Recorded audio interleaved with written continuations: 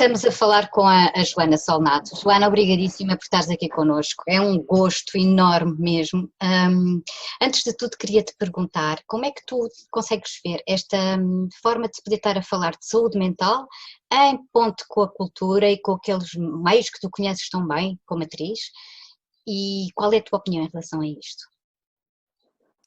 Olá Ana, olá a toda a gente que nos esteja a ouvir. Antes de mais quero agradecer este convite, fiquei muito lisonjeada por estar aqui com vocês hoje. E agora, como estávamos a falar um bocadinho antes agora de começar a entrevista, a importância de falar sobre saúde mental é tão grande, estamos um bocadinho na corrida contra o tempo, porque já devíamos estar a falar deste tema há muito mais tempo, acho eu, há muito mais anos, devíamos dar valor àquilo que é o equilíbrio e a harmonia, e não há nada no nosso corpo que não esteja integrado. Como é que nós ainda dividimos tanto as coisas, não é? Portanto, falar sobre saúde mental não é mais do que falar de mais uma parte do todo que é o ser humano. Portanto, andamos aqui, temos que falar mais sobre isto, cada vez mais pessoas de diversas áreas, e achei muito interessante relacionarem isto com a cultura. Primeiro porque a cultura para mim é a identidade de um povo, ponto, na sua maior expressão possível, tanto na pintura como na literatura, enfim, todas as áreas da cultura. E a saúde mental ligada com a cultura faz aqui um match. Eu falaria de todo o tipo de saúde ligado com a cultura, porque eu acho que a cultura inspira-nos como um todo, não é? Mas realmente a porta de entrada é a mente e o coração, porque a arte, como diria a Pina Bausch, não é para nós nos entender, não é para nós entendermos, é para sentirmos. Ora, lá está, vamos às emoções, não é? E são duas portas de entrada muito grandes, as maiores que nós temos. No outro dia alguém me estava a dizer que, por exemplo, o audiovisual ou o teatro, que tem áudio, não é? Tem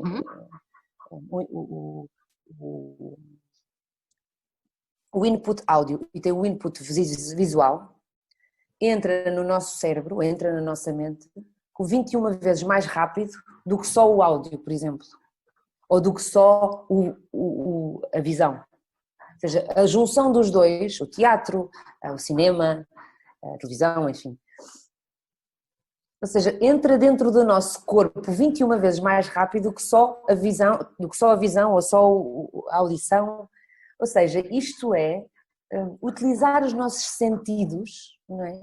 No sentido da recepção das coisas, como é que nós recebemos a cultura, de que forma é que nós recebemos os vários tipos de cultura e de que forma é que eles podem entrar dentro de nós de uma maneira mais eficaz, porque existe eficiência na entrada. Às vezes estamos a ler um poema, e isso acontece-me várias vezes porque eu leio poesia para a minha filha, e ela às vezes não entende.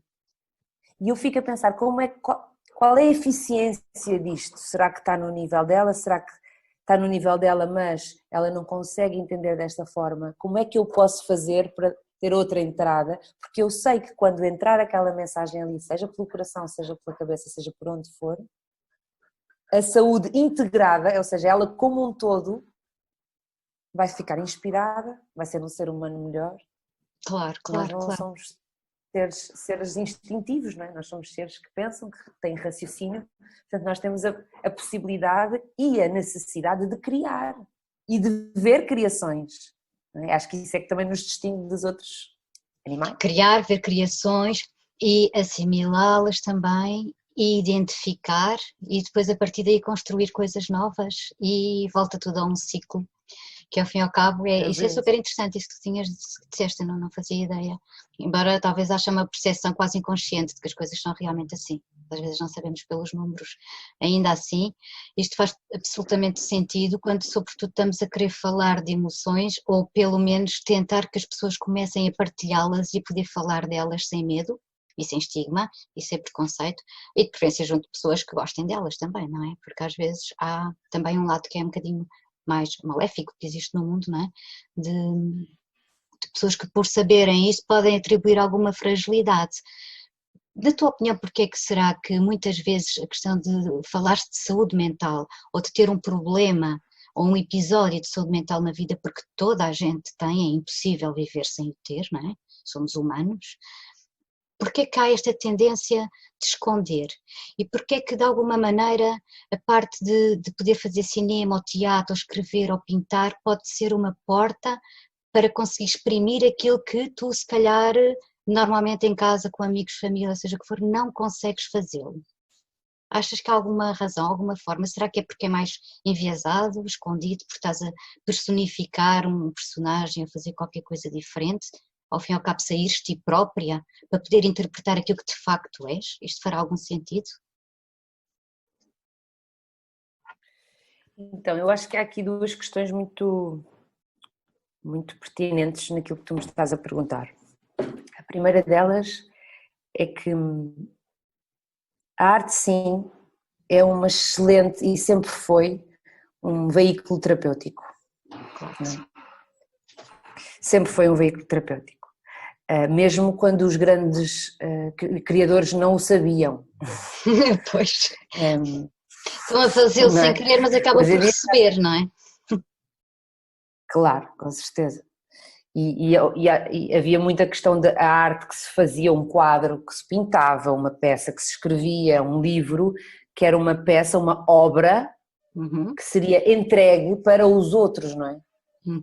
Tudo aquilo que aconteceu entre a obra e o seu criador é uma coisa que só agora, há pouco tempo, se fala de quais benefícios é que isso tem. Porque a obra, na verdade, ela cresce aqui, ela começa aqui. Aquilo, a entrega é uma consequência. Porque quando nós criamos alguma coisa, nós temos a necessidade de a partilhar. Mas quando ela está criada, eu não posso criar uma coisa a pensar que vou partilhar, ou seja, vou criar isto para partilhar aquilo. Aí já não estás a ser tu, já não estás a fazer nada, não é? Já não é condicionada pelo público, como se diz, né? Que é um dos grandes, acho que um dos grandes erros às vezes dos criadores, que é quererem atingir um público ou as massas, e então condicionarem as suas criações exatamente para chegar a mais pessoas. Que é coisa isso que eu tu, acho que é uma questão. Mesmo as pessoas... Tu não fazes isso. Porque tu, a forma, o teu trabalho, pelo menos daquilo que eu tenho seguido, qualquer coisa que tu faças, trazes a genuidade contigo. Tu és das atrizes mais genuínas que estão aí, não é? Agora, e isso transparece na comunicação, transparece na forma como tu atribuis a cada personagem. Ou até, eu não sei, tu agora estás a fazer documentários, não é? Passaste um bocadinho para o outro lado? Agora sim. Eu deixei de representar há 4 anos, mais ou menos. Exatamente, um bocadinho por esse motivo. Porque eu não consigo trabalhar para ou por, ou seja, eu não consigo vender a minha arte. É uma dificuldade que eu tenho há algum tempo. Porquê? Porque a partir do momento que ela é vendável, digamos assim, ou que me contratam para fazer determinada coisa, ou eu me apaixono por aquilo e faço. Tem que fazer sentido. Ou não vale a pena fazer. Isso desde muito nova eu percebi. Então, na verdade, eu nunca fiz disto uma profissão, porque eu nunca encontrei, e isto é difícil de dizer, mas é uma coisa que eu tenho que dizer, em Portugal eu nunca tive, eu nunca pude escolher muito aquilo que eu fiz. Porquê? Porque havia muitas propostas que eu tinha que eu não me identificava. Não quer dizer que as propostas sejam boas ou más, não há julgamento claro, aqui. Era para ti. Interno que tem que acontecer e que não aconteciam. E eu, para ter esta escolha e para poder estar livre, porque isto é uma liberdade artística, eu não posso fazer com que isto seja a minha profissão, eu não posso viver disto. Porque se eu viver disto, eu tenho que aceitar as coisas. Então eu tive que construir a minha vida para que a minha parte artística fosse lúdica, continuasse a ser lúdica e continuasse a ser aquilo que eu acredito. Depois eu tenho outros tipos de trabalhos que me sustentam, digamos assim. E Portugal tem um mercado muito pequenino também. Muito pequenino, claro. Muito pequenino e muito condicionado. Depois isso também me permitiu fazer personagens especiais, como é óbvio, que depois, para mim, são especiais, claro, que depois me levou a outros lugares. Como estava a dizer, fui trabalhar para o Brasil, que foi e é uma experiência incrível, porque as escolhas feitas lá, os projetos feitos lá, são muitas vezes feitos em conjunto com o autor. Não é liberdade total, atenção, não é o ator que chega lá e diz o que é que quer, mas existe um trabalho de equipa feito até com os realizadores, o caminho que o personagem vai, como é que podemos fazer isto, como é que vamos por ali, quais os caminhos, e cá também se faz muito isso, e eu fiz isso em todos os trabalhos que tive esse privilégio, mas é uma coisa que tem que se lutar por isso. Não é? Pois, não, parece assim, não é por norma, é porque tu pedes, porque achas que tem que ser assim. E há muita gente, há muitos atores que lutam por isso, e acho que está cada vez mais interessante o mercado de trabalho, principalmente o mercado da televisão, que é um mercado assim um bocadinho mais diferente, porque uma coisa é entretenimento, outra coisa é arte, temos que dividir as duas coisas. Uhum. E quando se consegue fazer arte no entretenimento, uau, sentimos-nos os reis do universo. Mas tinhas-me perguntado uma coisa há pouco que eu gostava muito de voltar lá, se me permites, Claro. que é a questão do estigma, não é? Porque normalmente quando alguém tem uma questão mental, de saúde mental, até pode ser uma patologia ou pode ser um sintoma. Uhum. Tem vergonha, não é? Tem vergonha. Eu, por exemplo, eu faço terapia há 18 anos, eu comecei a fazer terapia super cedo e apaixonei-me pela terapia, e é uma coisa que eu não largo por nada, porque adoro conhecer-me melhor. Quando te conheces melhor, tens muito mais facilidade e muito mais ferramentas para lidar com tudo o que te acontece na vida.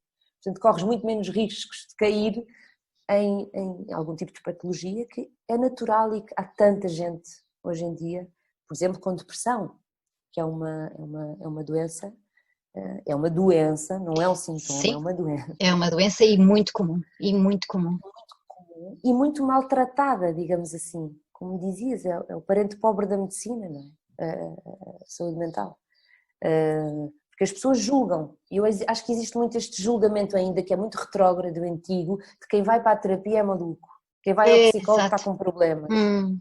Todos temos problemas, todos. Portanto, a quem vai ao psicólogo é porque está a querer tratar algum problema. Quem não vai tem um problema, mas não o trata. Claro, quer resolver, ou pelo menos querer entender, pelo menos, não é? Mas isto é falta de literacia, era aquilo que estávamos a falar também no início. Não havendo literacia, as pessoas não sabendo o que é que está a passar e também não querem procurar ajuda porque têm esta condicionante que é só o estigma, não é mais do que isso. Não vão sair do mesmo sítio e depois vão continuando a fazer layers, não é? Cada vez maiores de coisas mal resolvidas, não resolvidas, e até de doenças físicas que vêm a partir daí, porque depois, como tu sabes, há as somatizações e há tudo isso, não é? Portanto, acabam por ir tratar a dor de estômago quando o problema é totalmente diferente. E começam a tomar comprimidos para outras coisas físicas que mais não são do que somatizações, e as pessoas não têm ainda à vontade, ou isto pelo menos não é assim tão comum, tão banal como já deveria ser há muito, muito, muito tempo. O que é que poderia ser feito, não é, para isto se tornar tão comum quanto as patologias que existem as físicas, hoje em dia nas pessoas, não é? A partir daí, de qualquer maneira, acho que estamos a caminhar e vamos continuar a caminhar. Agora queria te dizer... falar sobre isto é importante exatamente para desmistificar todos nós. Desculpa, eu interrompi porque está a cortar. Exato, mas está tudo bem. E porquê é que tu achas que em termos de agora mesmo nas artes e sobretudo no cinema, assim, nós temos aqui no nosso festival de cinema, recebemos sempre centenas de filmes vindos de todo o mundo sobre saúde mental, em termos gerais, não é alguns temas específicos, nem nada, porque isso depois é debatido no festival, nas M-Talks. Mas ainda em Portugal há muito pouco trabalho em relação a isto. Recebemos pouquíssimos filmes e os poucos que chegam, a maior parte das vezes vão ser um bocadinho maltratados, são um bocado ainda quase datados, parece que vêm de outro século ainda com as mesmas coisas, as senhoras de idade que estão com problemas e então já fazem até crochê ou tricô para ajudar. Portanto, a terapia ainda focada a coisas muito do passado, porque eu não estou a ver, se tiver que ir para lá, pelo menos eu não estou a ver propriamente como é que seja terapêutico para-me de repente a fazer tricô hoje, não sei o que é que vou viver ou não interessa. Mas ainda está muito por aí, ou seja, ainda é tudo muito triste, sabes? Tudo o que está ligado a isto sobretudo para os mais velhos, está focado imensamente triste e imensamente quase decadente, sabes? E chamar isto de terapia, pôr em cinema, não é propriamente a melhor das abordagens para fazermos aquilo que estamos aqui a falar. Claro. Achas que isto tem que ver com o nosso país, com algum fado ou alguma coisa que exista realmente que seja um ADN bizarro qualquer que aqui haja? Que tu se calhar encontras quando vais para o Brasil ou quando vais para outro lado qualquer, em que isto não acontece? Olha, isto é um bocadinho controverso o que eu vou dizer, mas é a maneira como eu penso. Tenho que ser honesta comigo. Eu acho que o mundo artístico é altamente intelectual e que bom que é, mas há aqui um handicap, é que as pessoas que fazem arte para emocionar os outros acham, a meu ver, que as emoções são um lugar de fragilidade humana. Ou seja, uma pessoa que sente muito, já com o julgamento, não é? Uma pessoa que sente, uma pessoa que tem as emoções em dia, uma pessoa que quer trazer isso para a arte, é uma pessoa que não é muito inteligente. Desculpem o termo. Eu já ouvi Mesmo isto quando várias se fala, vezes. Joana, mas agora fala-se de inteligência de QI, de inteligência emocional. Fala-se, mas não se faz. Por isso é que eu digo, é uma questão, está tudo muito no intelecto. Onde é que estão as emoções? Ali, a sentir as coisas, a vibrar com as coisas, para poder transmitir isso às pessoas. Porque como é que nós queremos emocionar as pessoas se nós estamos a trabalhar com a mente? É difícil, não é? É impossível. A mente, isso não existe. Não é? Então por isso é que eu digo que isto é um bocadinho controverso, mas é mesmo a minha forma de pensar. Depois de tantos anos a trabalhar aqui em Portugal e também a trabalhar no Brasil, a diferença é grande porque culturalmente somos diferentes. Não há melhores nem piores.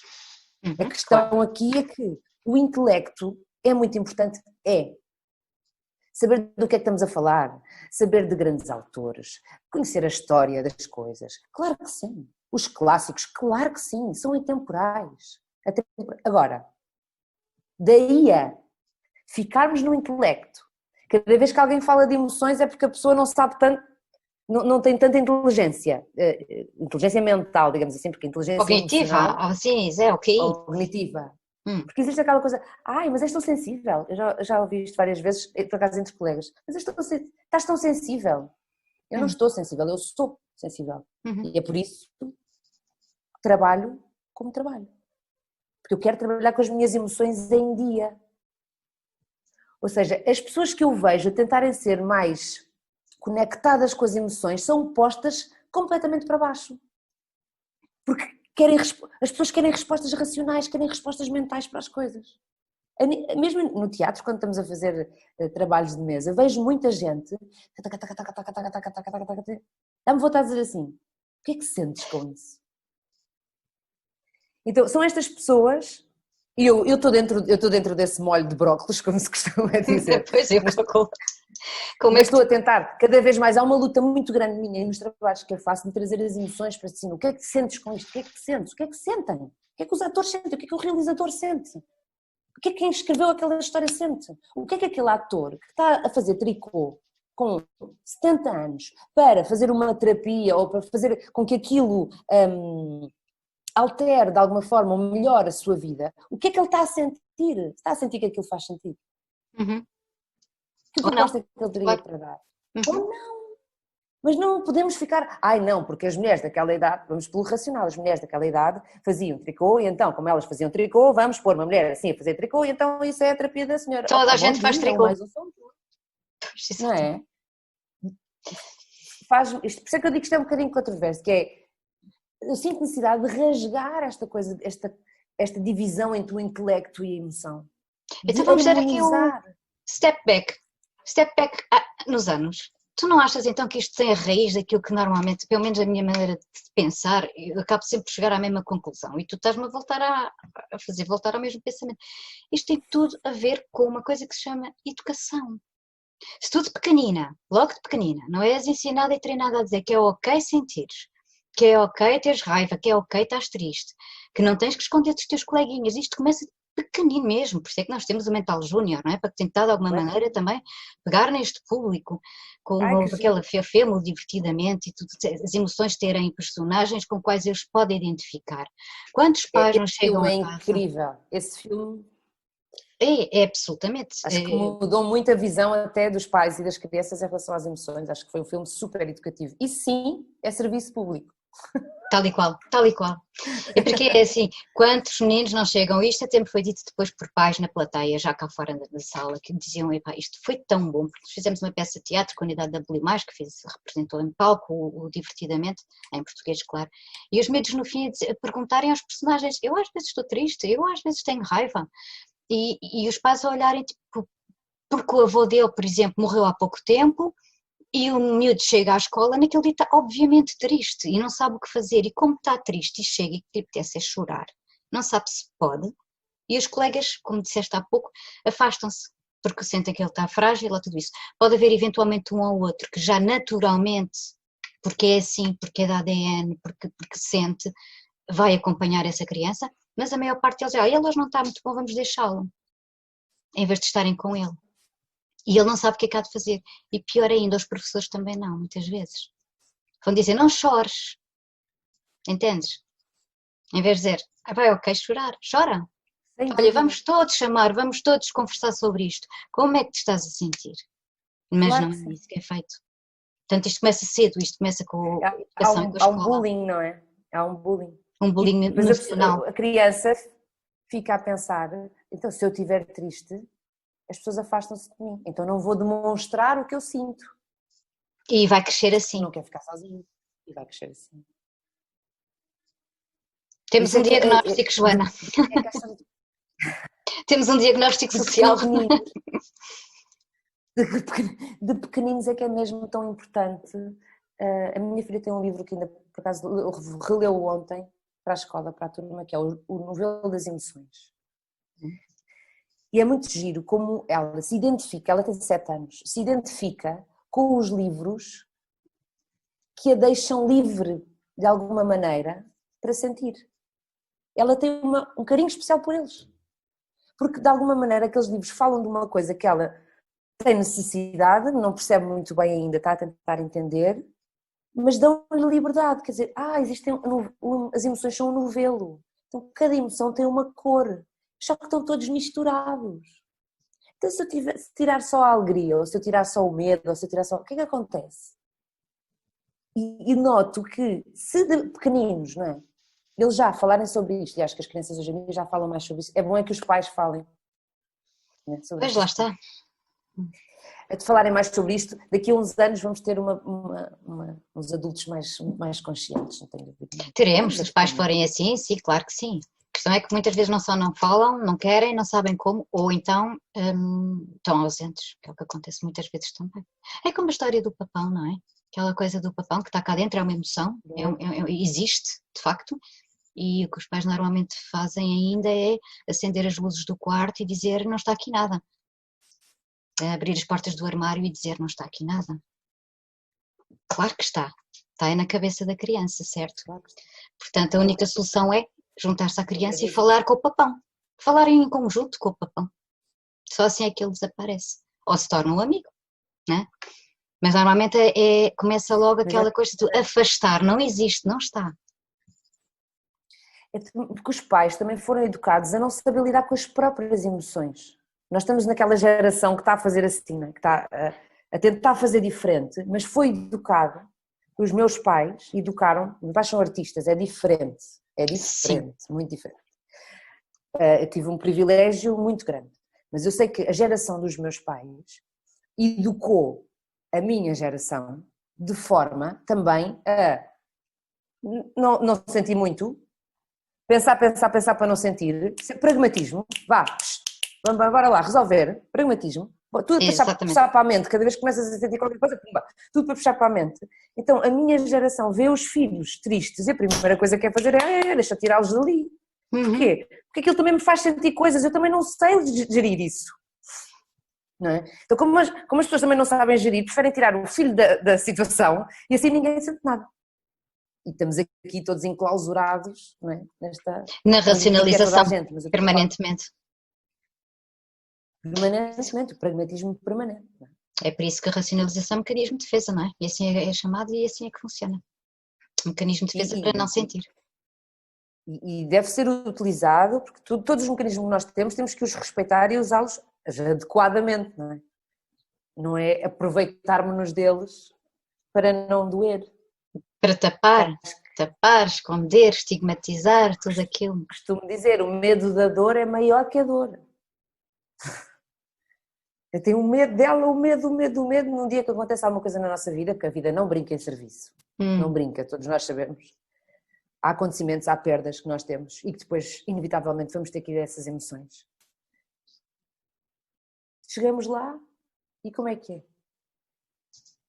A dor, se calhar, era uma coisa que dói, mas não era assim tão grande quanto a pessoa pensava. Ou o medo que a pessoa tinha daquela dor, se calhar até aguento, não vou morrer disto.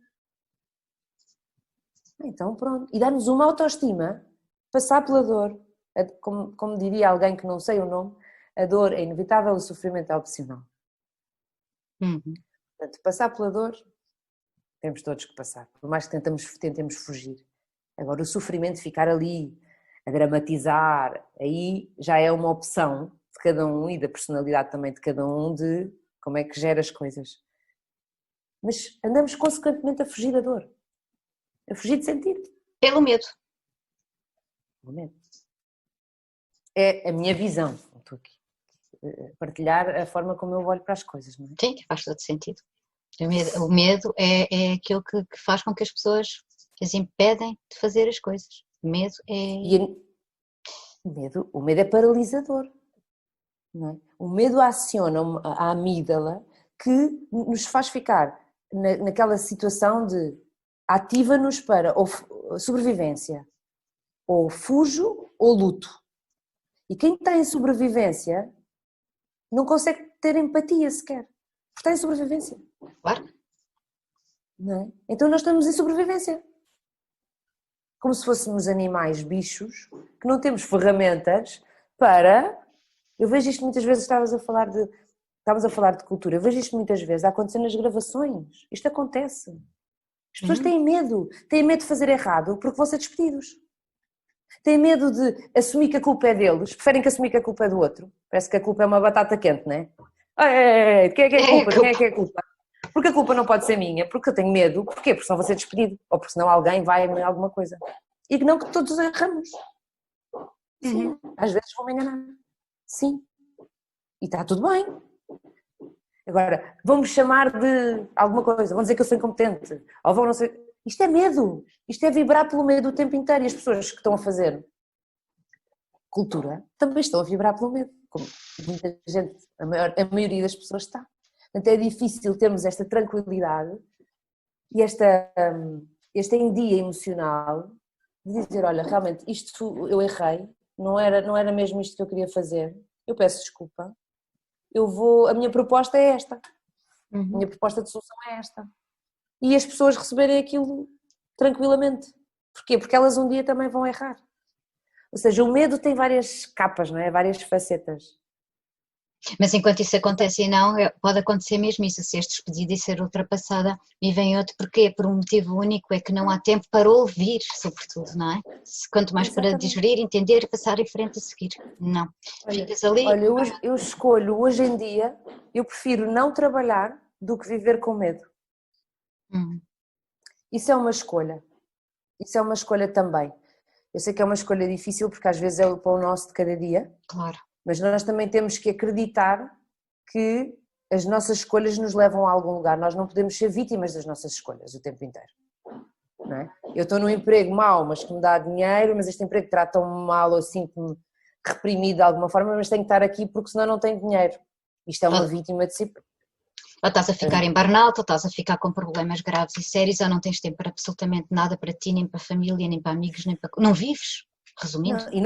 Quer dizer, as pessoas não têm tempo para agora, nem têm tempo para si, não têm tempo para nada, mas depois mais tarde vai ter tempo para a doença. Claro. Vai ficar doente. Vai ter que parar. A pergunta é, queres ter tempo agora ou queres ter tempo mais tarde para a doença? É uma conta, não é? Vamos fazer uma conta. É como a alimentação, uma pessoa come mal, porque diz que não tem tempo. Fast food porque não tem tempo. Então, mas e depois vais ter diabetes? Como é que é? Depois vais ter tempo para tratar os diabetes? Como mal que não tem dinheiro. Então, mas depois vais ter dinheiro para os remédios e para os exames e para aquilo tudo. É só fazer uma conta. E quando se fala de alimentação, fala-se de saúde emocional e saúde emocional, saúde emocional e mental. Que é, se eu estou em burnout, se eu estou num trabalho que me faz mal, se eu não tenho tempo para nada, mas é aquilo que me dá o dinheiro, eu vou ter que fazer uma escolha. Que sugestão é que tu deixavas aqui então para as pessoas que agora estão a recortar e que vêm novos atores ou os próprios diretores de atores que aqui têm um trabalho muito condicionado? Do meu ponto de vista, aquilo que eu vejo é que parece que querem formatar atores, querem formatar para audiências, querem formatar para formas de estar em televisão, seja no palco, seja no que for, parece que está tudo formatado ao português ainda por cima, não é? Portanto, o que é que poderia abrir aqui? Seria um intercâmbio com outros vindos de fora, e de fora até se calhar da Europa, haver um maior match, um encontro entre pessoas, não sei, eu que fico um bocado perdida também, não sei porque é que isto acontece desta maneira aqui constantemente. Eu acho que é cultural nosso, não é? É muito cultural nosso este medo, é uma coisa que vem de há muito tempo. Mas então, também, achas que o medo fora, é que faz a formatação? há uma coisa que eu tenho a certeza, os nossos profissionais são maravilhosos. Uhum. Eu acho que o medo faz a formatação. Okay. E quando uma pessoa tem a oportunidade de sair, vê a qualidade dos profissionais que nós temos em Portugal. E às vezes com uma humildade gigantesca. Mas temos profissionais inacreditáveis. Inacreditáveis. Muito subvalorizados. Porquê? Porque eles se subvalorizam também. Eles não se posicionam. Porquê? Por medo. É pescadinha de rabo na boca, não é? Estou a ver, é mesmo, vai tudo dar aí de alguma maneira. Há uma história muito bonita de um profissional que eu conheço que trabalhou muitos anos no audiovisual, muitos anos, não tinha tempo para nada. Ganhava dinheiro, sim, tinha uma casa no Algarve e tal, tinha uma vida boa. E tinha 3 filhos e um dia a mulher disse-lhe que tinha cancro. E ele tinha 2 opções, ou ele continuava a trabalhar para poder pagar os tratamentos, para poder ir com ela para a Espanha, para a Alemanha, ou o que é que era, ou ele tinha que parar de trabalhar, mas tinha que arranjar uma outra coisa que sustentasse a família, 3 filhos, que nunca ia ser tão bom como o trabalho que ele tinha. Ele estava ali num lugar muito difícil, não é? Eu lembro-me de ter uma conversa com ele muito bonita e ele disse-me: não há culpas no cartório, mas eu sei que o meu trabalho também contribuiu para isto que está a acontecer. Eu sei que eu nunca estar, que a minha mulher está sozinha, ter atrás dos 3 filhos, fazer tudo sozinha, eu sei que isto também contribuiu. Se eu continuar a fazer a mesma coisa, eu não vou ter resultados diferentes. Isto é aquela frase, não faças a mesma coisa. Aquela frase do Einstein. À espera de resultados diferentes. Portanto, eu não sei como é que eu vou fazer, mas uma coisa eu sei, eu vou ter que fazer diferente. Ele saiu, ele vendeu a casa que tinha na altura, vendeu uma casa de férias, uma coisa assim que é para poder também conseguir fazer os tratamentos com ela. E os 5 fizeram uma marca de produtos naturais, porque estavam em casa, estavam a cuidar da mãe, e a mãe e o marido, ela não podia pôr químico nenhum, porque já estava a fazer quimioterapia, fazer uma data de coisas. Então era sabonetes naturais para ela porque assimila pela pele. Alimentação, ayurveda, não sei o quê. Os colchões que não sei o quê e as almofadas que não sei o quê. Os shampoos de não sei o quê, os detergentes para a casa, tudo natural. E eles abriram uma marca deles, que hoje em dia vende imenso. Eu não sei se ele hoje em dia não ganha mais dinheiro com a marca do que com o que ele fazia, e vive no campo. Ele é que planta e colhe as plantas para fazer esse tipo de produtos. Criou uma alternativa de vida. A falta de recursos faz com que a criatividade tenha que acontecer. Olha os países com poucos recursos. O Brasil, todos os países da África, como é que eles brincam, aquelas crianças? Eles constroem os brinquedos. Portanto, quando nós não temos, é quando a nossa criatividade se mexe e se ativa, nós encontramos soluções. Se nós temos tudo, a nossa criatividade está descansadinha da vida, não precisa de nada, não é? Tem o conforto. Portanto, ele saiu daquela vida, ela felizmente está curada hoje. Ele e ela dizem, foi a melhor coisa que nos aconteceu.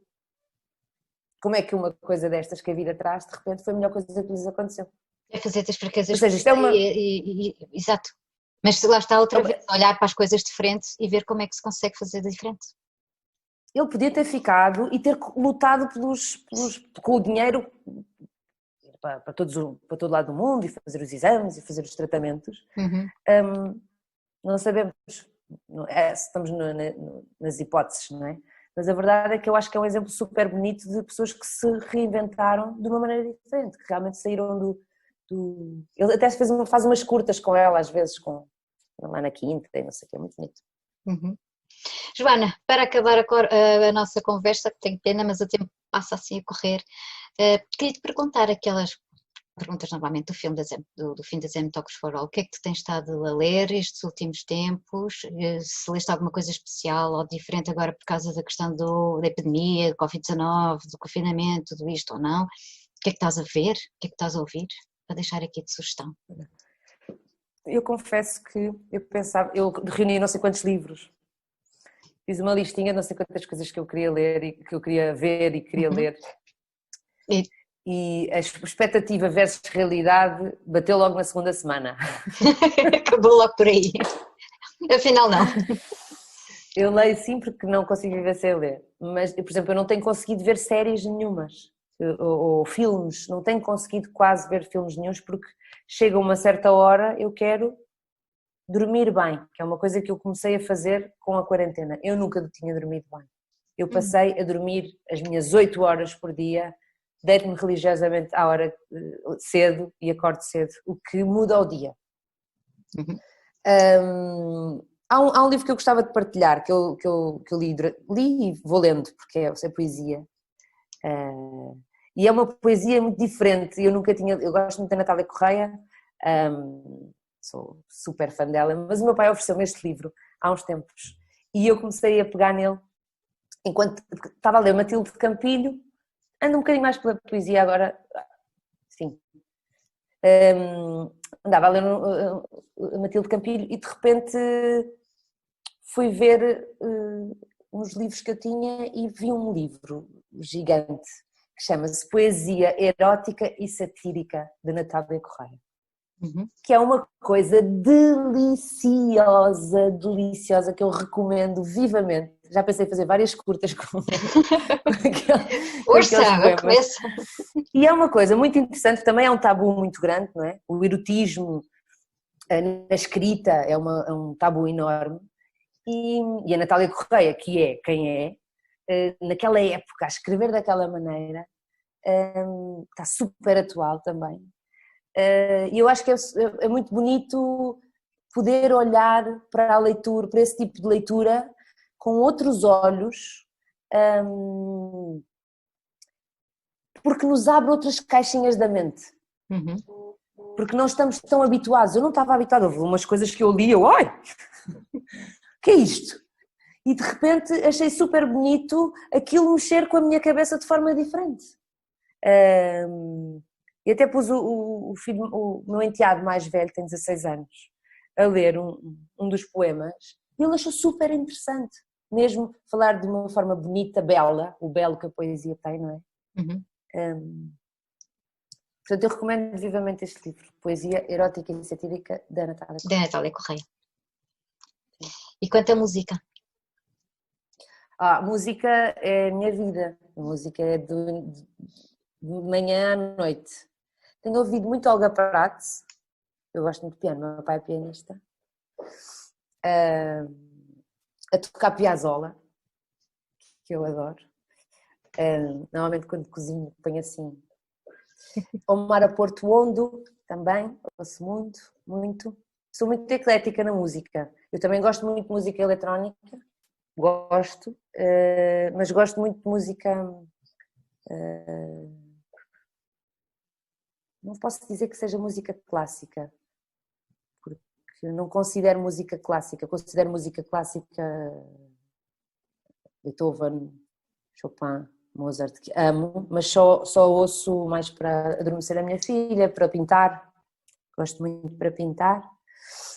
Agora, as minhas bossas novas, os meus chorinhos, todo esse universo que me encanta, o blues, o jazz, é um universo que vive comigo desde manhã até quase quando me vou deitar. Estou sempre... Diz, Joana, Gilberto. que diz que é que pomos aqui? O que é que escrevemos aqui por cima? Para as pessoas ouvirem. Disco? É horrível fazer esta pergunta assim, eu sei. Disco? Pois é que eu não sou dos discos, não é? Eu sou das compilações. Whatever, compilação. Pode ser uma compilação Claro. de João Gilberto? Claro. É o que eu ponho. É o que tu pões. E os assim melhores. Ficamos então com João Gilberto. Joana, obrigadíssima por ter estado aqui connosco, por toda esta partilha e esta deliciosa conversa que foi de facto falarmos aqui, de emoções, de saúde mental, de cultura e de tanto, tanto, tanto mais. Beijinho grande, fica bem. Beijinho enorme, muito obrigada. Muito obrigada. Até breve, beijinho.